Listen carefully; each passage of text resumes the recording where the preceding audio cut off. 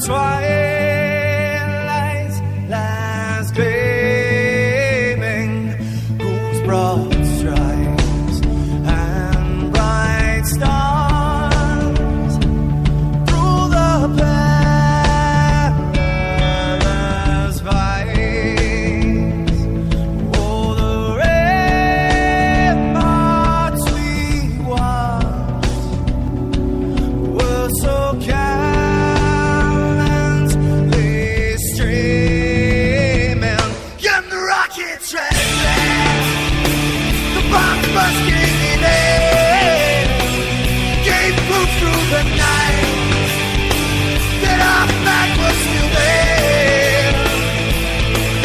Oh, say just that star-spangled banner, yeah, wave o'er the land under the fray, and the home of the brave.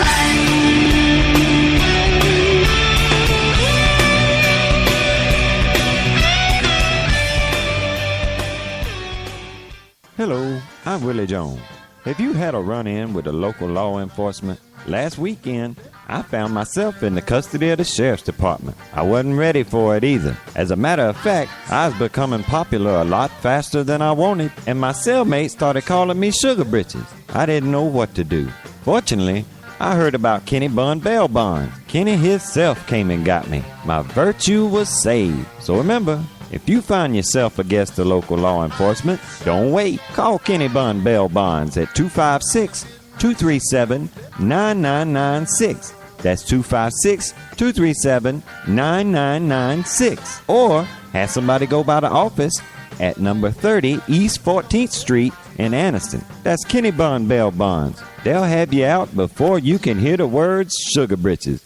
The views and opinions expressed on the Honest Answer Radio show are the opinions of Honest Answer Media and no one else. If you're hearing a syndicated broadcast of this show, don't hold it against the broadcaster. Rather, congratulate them on their openness, tolerance, and respect for the First Amendment to the Constitution of the United States of America. Thank you very much.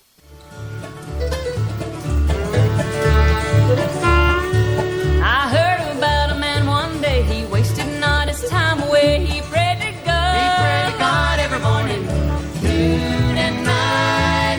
Cared not for things about trusted one who never fails. So Daniel prayed. Oh, Daniel prayed every morning, noon and night. Oh, Daniel served the living God while upon the He earth. tried, he prayed to God. He prayed to God every morning, noon and night. he cared not for the king's decree, but trusted God to set him free. Decree, oh Daniel prayed. Oh, Daniel prayed every morning, noon and night.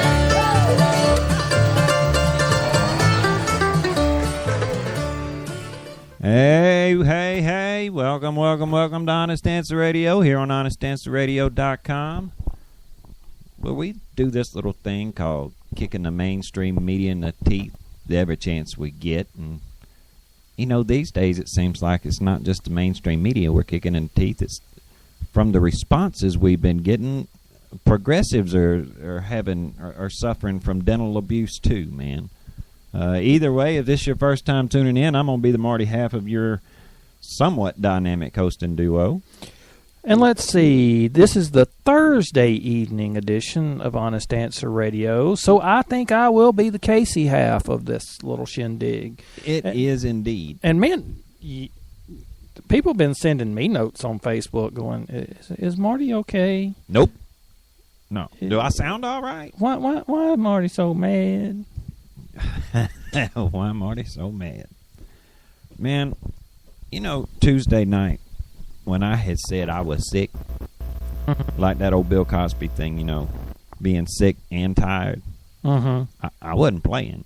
And apparently some folks thought that I was playing about being sick and tired of, well,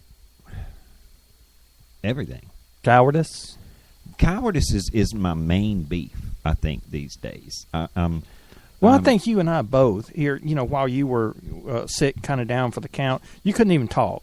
Now that was real. You was laid up with the flu, and was laying in bed, and you didn't have nothing to do but, look at the internet, wish you felt better, and look at Facebook every now and then. Which is sickening sometimes. And, I was sitting there in my room. I was feeling all right. No, but I was kind of doing the same thing, in between bouts of doing all the household stuff that we do around here. Yeah. And I see the keyboard commandos, saying all kinds of whacked out, crazy stuff. It seems like if you're a progressive, or these days, I see people on Facebook referring to themselves as centrists. Which is another word for progressive. Yeah, because they never, ever, ever call out the quote-unquote extremes of the left. Oh, now they'll lay claim to it. Yes, but I never see it. See, it's like I somebody today felt it important to stress to me, or last night too. They felt it important to stress to me that they're not a Democrat. They are a centrist. Well, for somebody that claims to not be a Democrat and claims to be a centrist, then why is all your hateful venom aimed towards conservatives and Republicans? Because, see, we also have told people, and the thing is, we can prove it, man, that neither one of us has ever voted a straight ticket. Hey, man, in our lifetime. I can do better than that. Anytime. I can do better than that. I myself, personally, just like, 2-3 weeks ago, cut a commercial for a local radio around here for guess what? Guess what they were? I think he's a Democrat. A Democrat. Why? Because he's a good man. He's a better man than the Republican that is running. And I put it to these centrists, we're not Democrats, we're just centrists. What have you done for anybody else? What are you doing other than being a keyboard commando? And giving, if the extreme left is your enemy, why are you giving aid and comfort to your enemy if they truly are? But see, the thing is, these folks calling themselves centrists, it's a lie, number one. Lie. Because, look, being a centrist is the same thing as sitting on the fence. The only thing you get from sitting on the fence is a sore butt. Well, they want to tell you that if you have conservative principles, then you're an extremist. That your views are just too extreme for them. Well, what's your answer? Last night, I got into this big discussion about illegal immigration. They cannot get over that word, illegal immigration. Well, what's the Republican answer to that?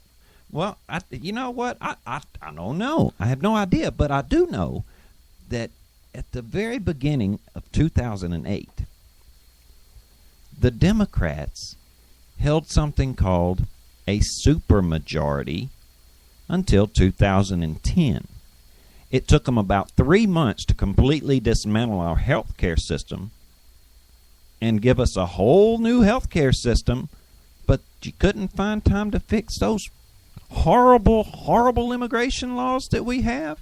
No, your answer to it was to handcuff the enforcement wing. That's your answer. Well, man,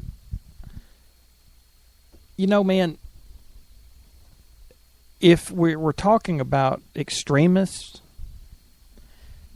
I'm going to say go ahead, call me an extremist, because in this day and age, if George Washington were running for president, he would be called an extremist. So would Thomas Jefferson. John Adams, James Madison,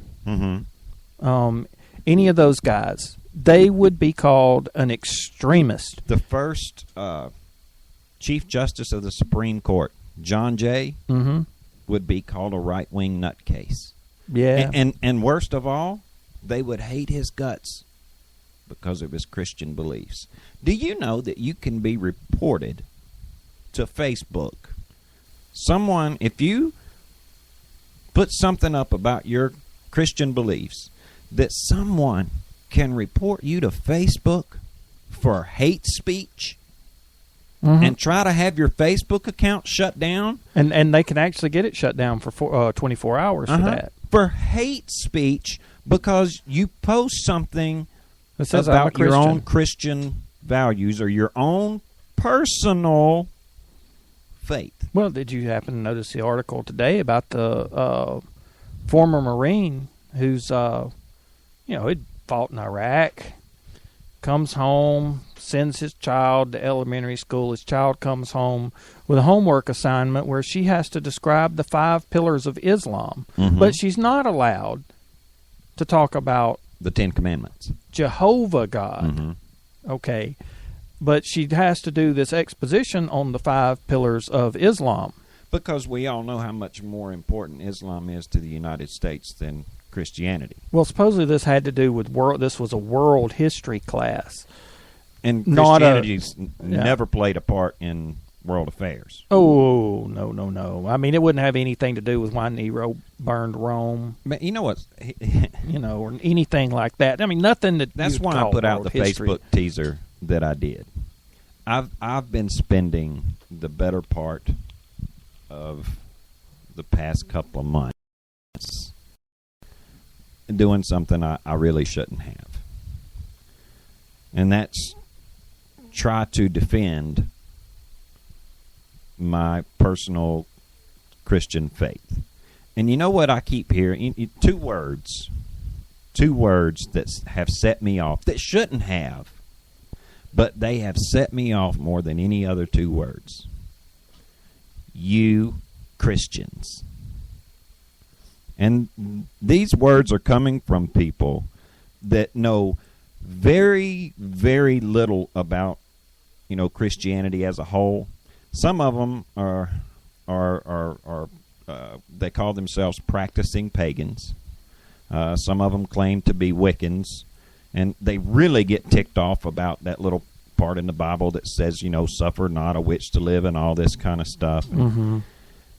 They have took great joy and delight in telling me how my Bible is made up of fairy tales and stories, and that it is fallible because it was written by men, as if to say the Quran wasn't, or the Necronomicon wasn't written by men. Or the Bhagavad Gita, any of these other... The Bhagavad Gita? Hey, no. Look, that was written down by some Hindu gods on clay tablets, because they was Hindu gods, and, that was high tech. They couldn't invent paper. They couldn't invent paper, because they was all-powerful Hindu gods. And I got to thinking... I got to ask you a question, because we talked about this last night. If you found out, say, one of our neighbors or somebody that we know was possessed by a demon, would you go down to the local Buddhist temple and see if you could find a priest of Shiva to exorcise that demon? Well, it's funny you should mention that, because I was having this discussion with my son. My son's, he has people that are close to him who are, honest to God, pagans. Yeah. I mean, really, one of them is a pagan, and one of them has this, huge emotional attachment to all things ancient Egyptian, and walks around, quoting the Necronomicon and stuff like that. And so I asked him, I said, son, do they believe in demons and exorcisms and things like that? Because even down in deepest, darkest Africa, right? They have witch doctors that believe in evil spirits, right? Even in Wicca, they have all these protections against evil spirits.